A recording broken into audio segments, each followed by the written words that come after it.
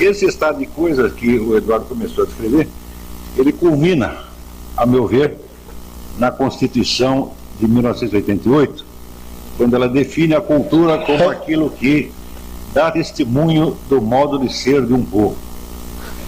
Ora, aquilo que dá testemunho do modo de ser de um povo pode ser, por exemplo, um noticiário policial diário. Nós não podemos negar que o narcotráfico seja uma expressão do modo de ser nacional do presente. Então, narcotráfico é cultura, prostituição infantil é cultura e assim por diante. Este artigo da Constituição, ele expressa, vamos dizer, uma espécie de horror à ideia qualitativa de cultura. Algo que eu creio que isso tem algo a ver com este fundo aí que você descreveu.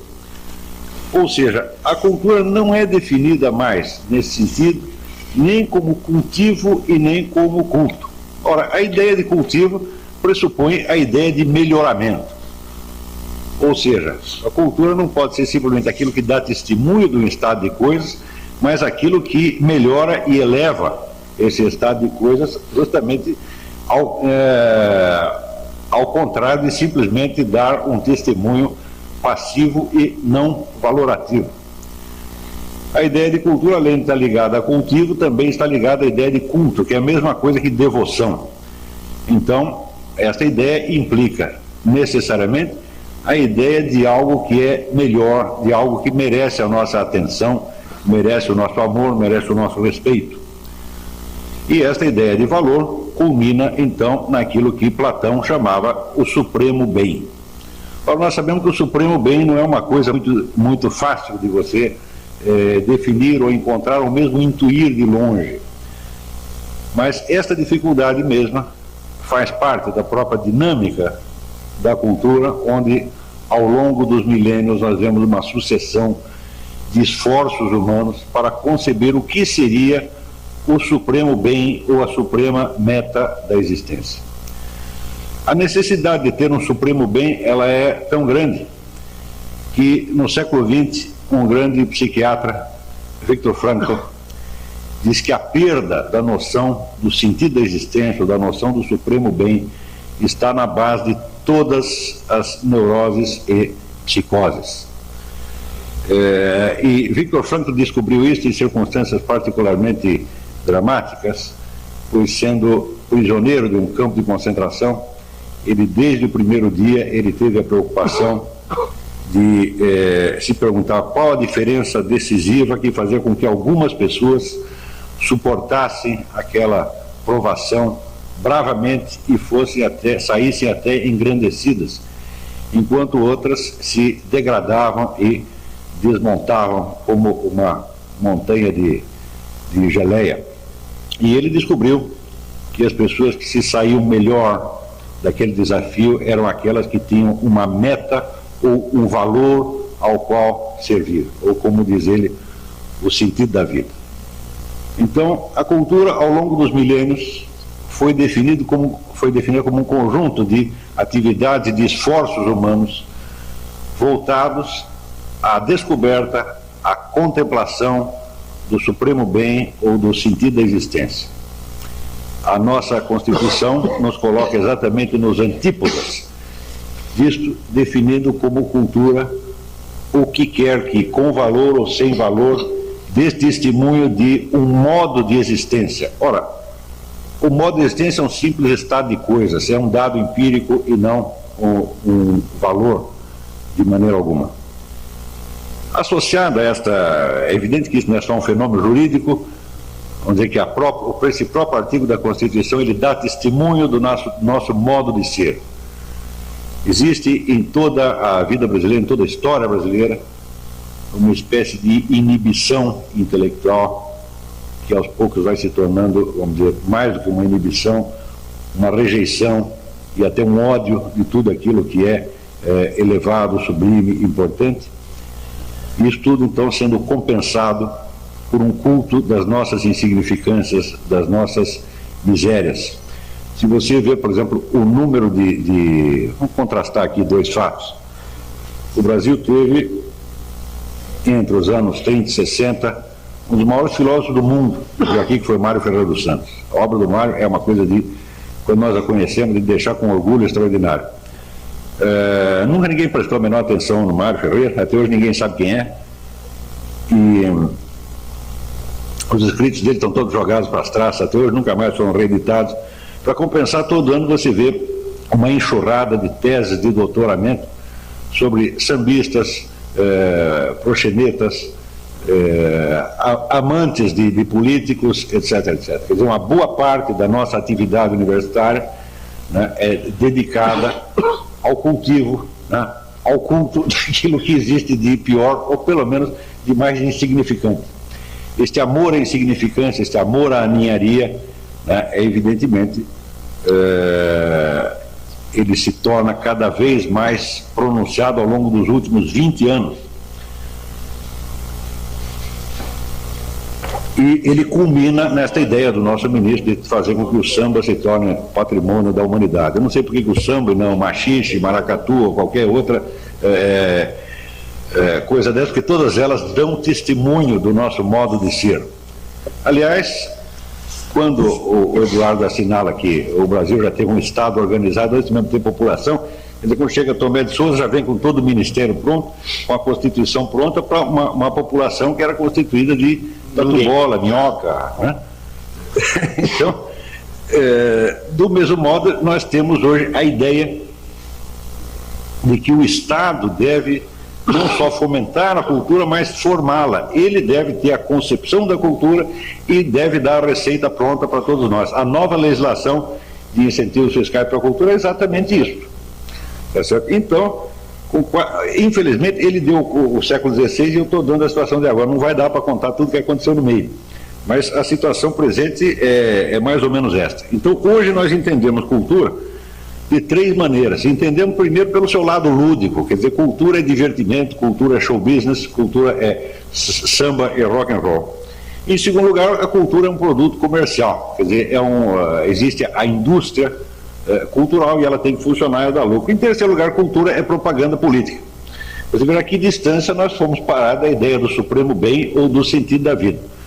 Ora, eu não sou contra a diversão, também não sou contra ganhar dinheiro, também não sou contra a propaganda política, mas quando você tem tudo isso e você perde o sentido da vida, é melhor você estourar os miolos, né? Então, quer dizer, o tipo da cultura que nós estamos produzindo hoje, a nossa concepção de cultura, é uma coisa profundamente deprimente, feita para nos isolar do sentido da vida e fazer com que nós nos dispersemos cada vez mais numa busca e num cultivo de ninharias. Intimamente associada a esta ideia, existe uma outra, que é de que a cultura é função do desenvolvimento, de que só os países desenvolvidos têm alta cultura. Então nós temos que alcançar um certo nível de desenvolvimento para ter um certo nível de cultura. Em São Paulo teve até um cidadão chamado Paulo Arantes. Paulo Arantes é um professor de filosofia da Universidade de São Paulo, que escreveu um livro interessantíssimo como documento, não pelo seu valor, chamado Um Departamento Francês do Ultramar, no qual ele investiga por que a Faculdade de Filosofia da USP, em 50 anos de atividade, não conseguiu produzir nenhum filósofo. É fantástico. E a resposta é que somente quando alcançarmos um certo patamar de desenvolvimento é que poderemos ter uma filosofia à altura da europeia. Eu achei isso uma coisa extraordinária, porque eu estudei um pouquinho da história da filosofia, ao ponto de ser autor de um livro sobre isso, de um curso sobre isso. Eu asseguro para vocês que nunca houve nenhum surto de grande criatividade filosófica que fosse posterior a um surto de desenvolvimento econômico. Geralmente o surto cultural acontece muito antes, ou muito antes ou muito depois. Por exemplo, a época áurea da filosofia na Grécia é uma época de decadência, de cultura, decadência socioeconômica fantástica, a inflação subindo nas nuvens, uma corrupção generalizada, e no meio disso é que surge a Academia Platônica. Mais tarde a gente vê um outro grande surto de criatividade justamente na escolástica. E os países que mais contribuem para isso eram países paupérrimos, como a Irlanda e a Inglaterra na época. A Inglaterra ainda faltaria 5 séculos antes de que ela se projetasse como grande potência.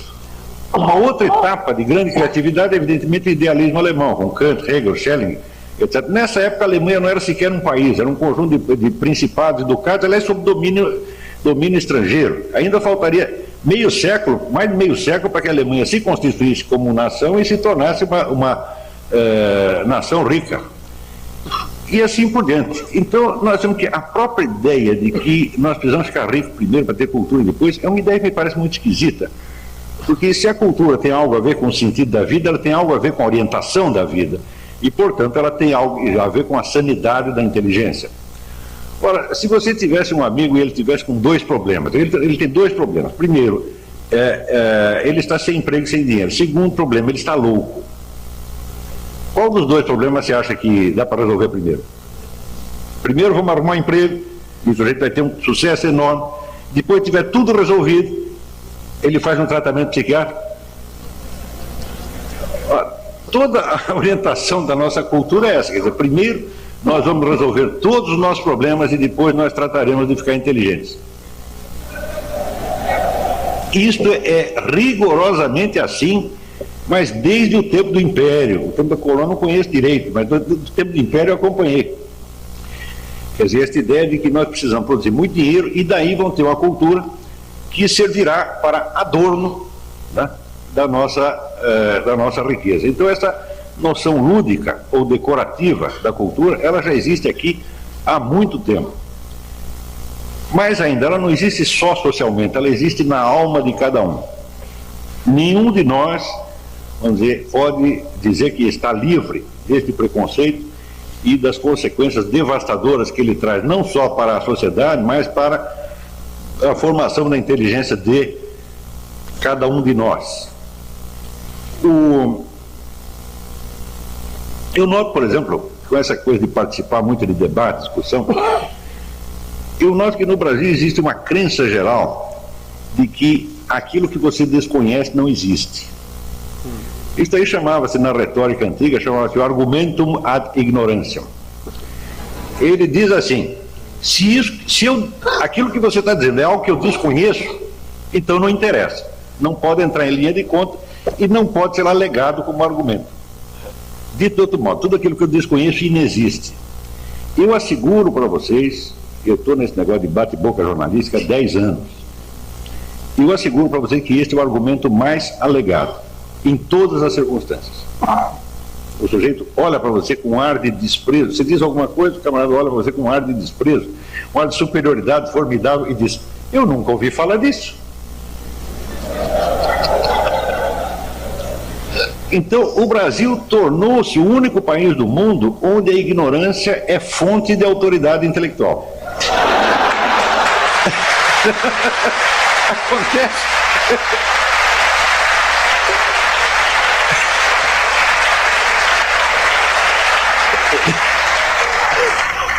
E note bem, eu acho que isto foi uma das grandes forças publicitárias na eleição do Sr. Luiz Inácio da Silva.